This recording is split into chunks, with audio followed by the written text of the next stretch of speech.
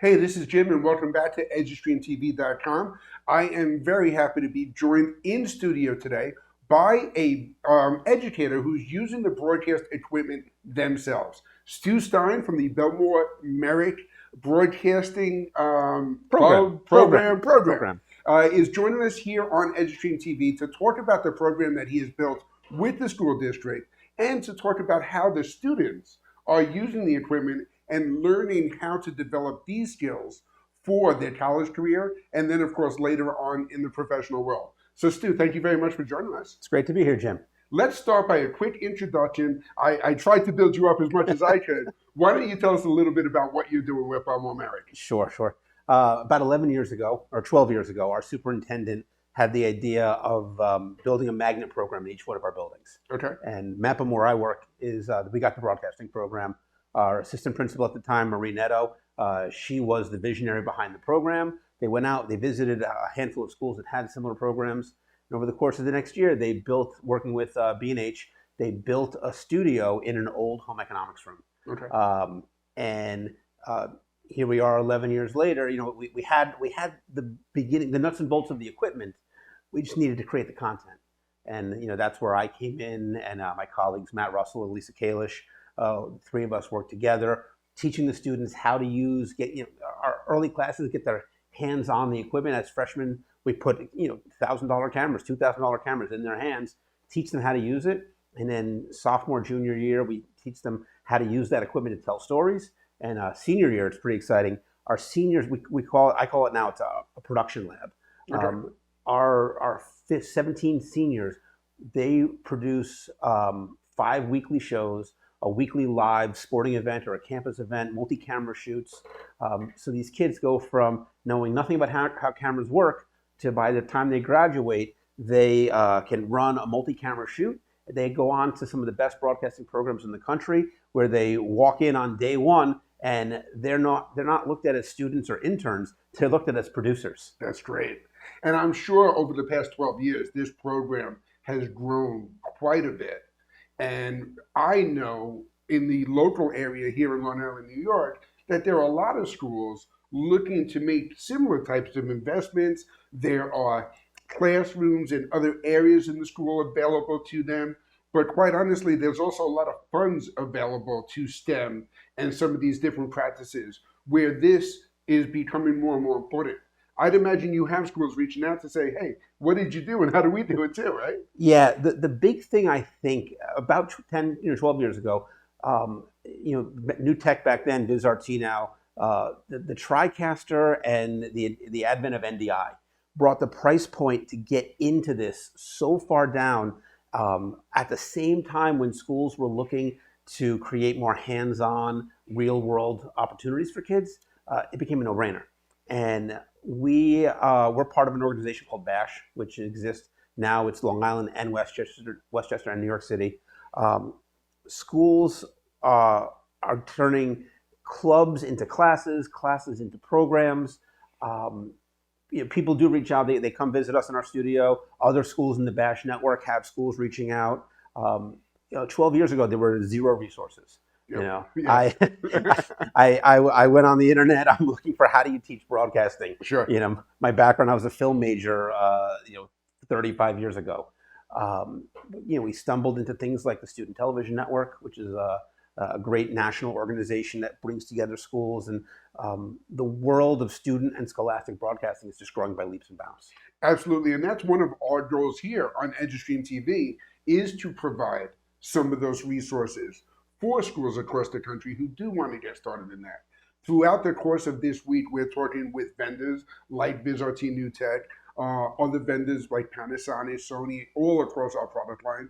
We're talking to system integrators and installers who are working with the school districts, and of course, with educators like yourself who are running programs like the Bellmore-Merrick Broadcasting Program and some of those other stuff. Now, your program is very student-centric, student-driven, and your students are actually broadcasting different content every single week, right? Yeah, that was the challenge for us. We walked in and we had this great studio, and we had no content. And so the mantra became, don't wait until you're ready, otherwise you never will be. 100% agree with that, yes. And I mean, if you go back through our YouTube page, you will find the very first ever B&B morning announcements. It's 4 kids sitting in front of a black screen, basically passing a microphone back and forth. Right. And what we did is, we got up to speed as quickly as possible, the faculty, and learned the ins and outs of the TriCaster. And we brought our kids. We had them come in to create a weekly newscast, graphics, using the production in the control room. The kids wrote the scripts, the kids created the graphics, the kids did the research, and now we had this weekly show, which is now nationally recognized by the Student Television Network. It's been now running for 10 years. We're well over into the hundreds of episodes, and that then spun out into, okay, we have this great studio. We need to get more content on the air. We have this, all this equipment. We shouldn't just be using it once a week. A big part of scholastic broadcasting is this idea of digital storytelling. That when you and I went to school, they taught us if you learn how to write, you'll be a good communicator. And if you learn how to read, if you can read and write, you can be successful in this world. Well, think about it. Nobody today reads. Right. Nobody listens to somebody speak. Right? They all pull out their phones and they're scrolling. They're looking for videos. They're looking for content. Those are digital stories. Yes. And so we at B&B teach our kids to create digital stories, digital storytelling, short 2 to 3 minute news packages, short features, short 3 minute just content. And if we're going to create this content, we needed a place to put it. So what we did is we created a show called Midweek Update, where every week we were showing 2 and 3 of the feature digital stories that our kids were creating. That then led to a show that we just launched this year called The Beat, where we realized we needed to get out of our school and get into our community. And so by getting out into the community, we were creating these live hits and live reports from around Bellmore, from around Merrick, where our kids were out, doing the news. The same thing you would turn on NBC or CBS, we were doing the same thing. I think the pinnacle of what we do is our weekly live sports or live school event. 6-camera shoot, instant replay, graphics, sportscasters. Our kids start off by doing the research. That's the thing. You do a sporting event. A lot of kids think you just turn the camera on and you sit behind the mic and you talk and that's the end of it. Our sporting events, we start 2 weeks out. We interview both coaches. We create the graphics pack based on those interviews so that every kid is a lower third, that we're able to feed in different graphics, a score bug throughout. Our control room, we've got a technical director, we got a director of photography, we've got someone running the replay. And if you walk into our control room, you wouldn't know that you're not in the truck outside of an NHL event. It's quiet. Yeah, and they're listening to the producer. And the best part is me and Elisa and Matt, the other teachers. We're literally sitting at unless we're solving a technical problem, we're literally sitting at our desks and our kids are running the show. And what I love hearing about it is it sounds like you're really empowering a lot of different students to handle different aspects between the sports production, the news collection, researching, building, interviewing. All of these separate skills all go into producing the content. The content and the delivery is really the end. It's everything that's leading up to that are these life skills that you're empowering them with. 100%. If you can produce a student television show, you can produce anything in life because production is production. Yep. Whether you're producing a birthday party for a kid, you're producing a fine meal, or you're producing TV. And that's the thing, when I taught social studies for many years. Okay. And when you teach history, yeah, I loved history and I loved how we got here to there to the next thing, but you don't see the kids making the connections. They walk out of class and they're like, well, that was interesting. Maybe. But here... That's a really good class. Here you literally see them going from camera op, or from camera assistant to camera op to floor producer to, up into the control room where they work from the outside of the control room towards that middle where the technical director pushing all the buttons to the back row where they're producing.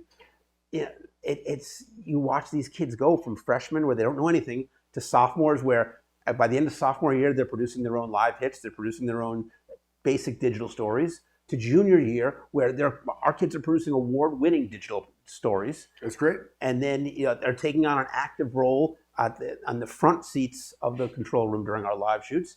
To senior year, I mean, we did this past weekend we were at school on Saturday. Our kids are shooting a movie. And me and Matt Russell, one of the other teachers, we were there really as technical advisors.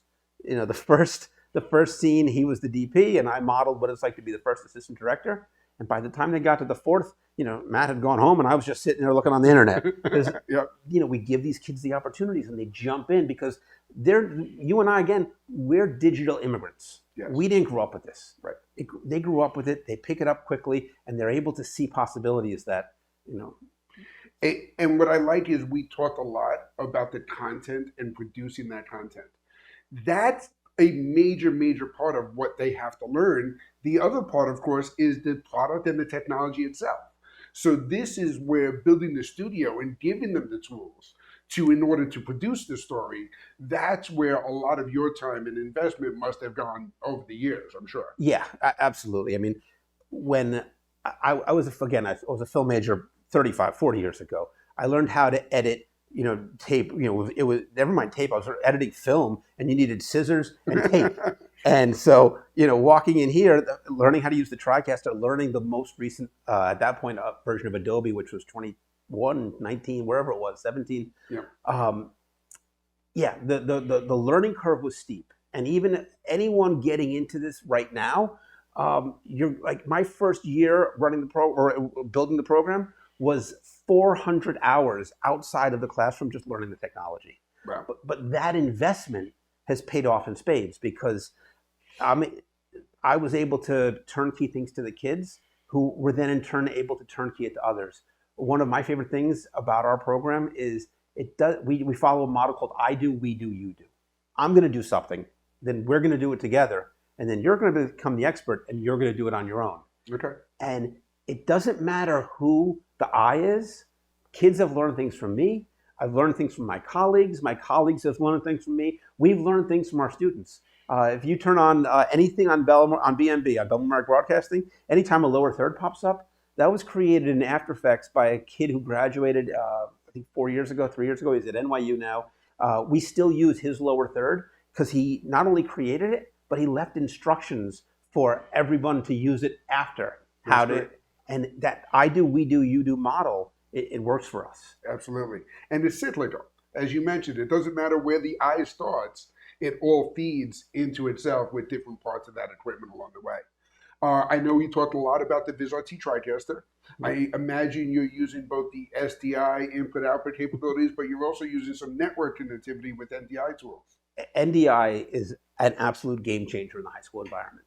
That people keep encouraging us to, you know, use the. I'm sorry, I forget the name of it. Not bird dog. When you live in a high school, the entire high school is connected. Right. And so you can take that spark, you can take the NDI encoder, plug it in literally anywhere in the district, and that signal gets back to the TriCaster. Absolutely. And so that has allowed us to do sporting events from other buildings. It's allowed us to do sporting events from to cover events in other places around campus. Our morning announcements program, last year, a kid wanted to do a promposal live on the morning announcements.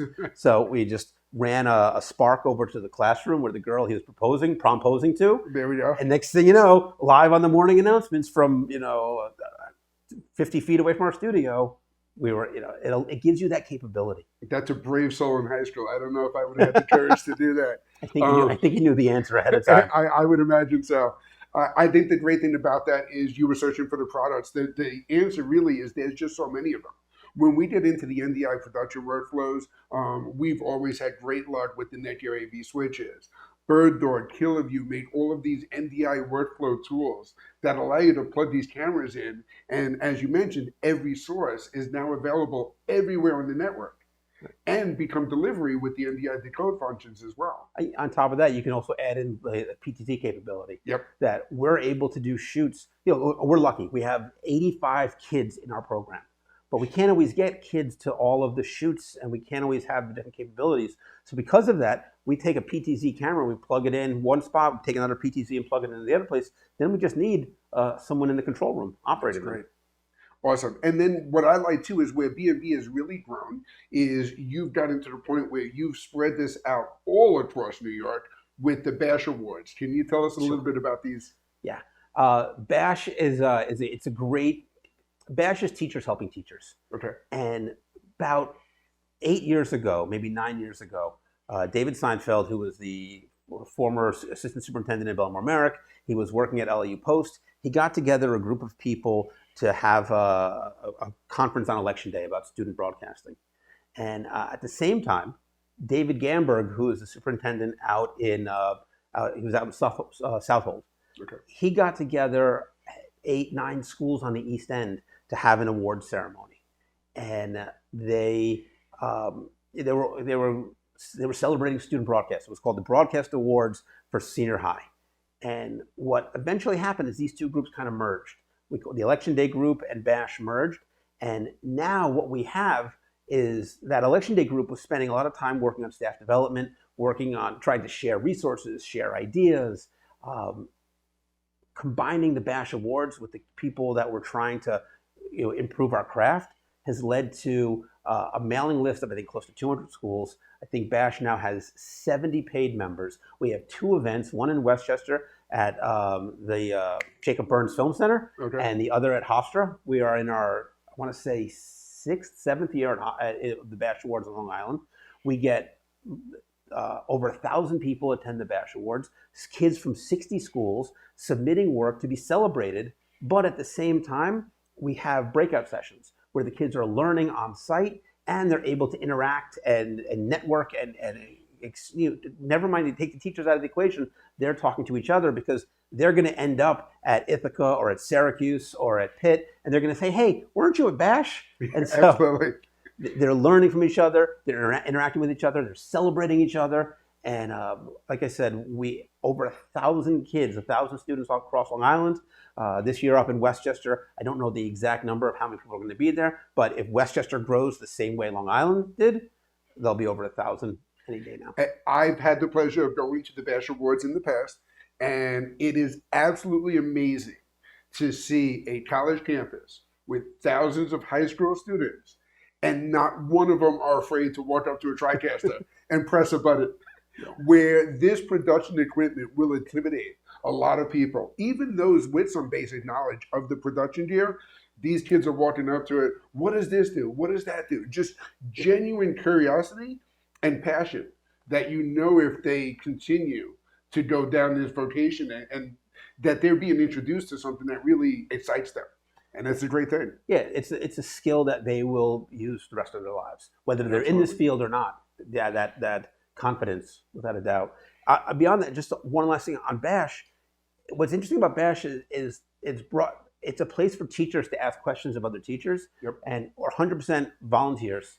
And what's I think is interesting is our board of people that sort of organize the event. Some of the people on the board started off just a few years ago as newbies, right. And the idea is that everyone we're take that same I do, we do, you do. It doesn't matter where the I comes from.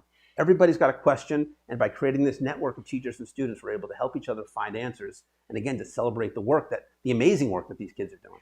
And the next event on Long Island is coming up in just a few weeks. Yep. On May 21st, at Hofstra University here on Long Island, the BASH Awards.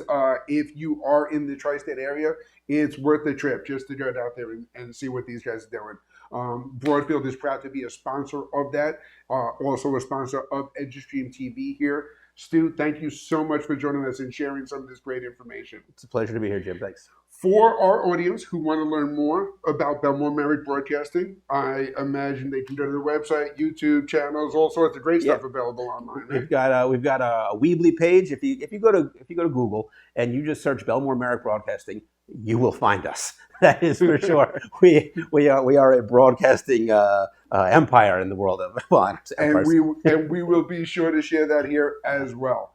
Thank you for joining us. Appreciate it.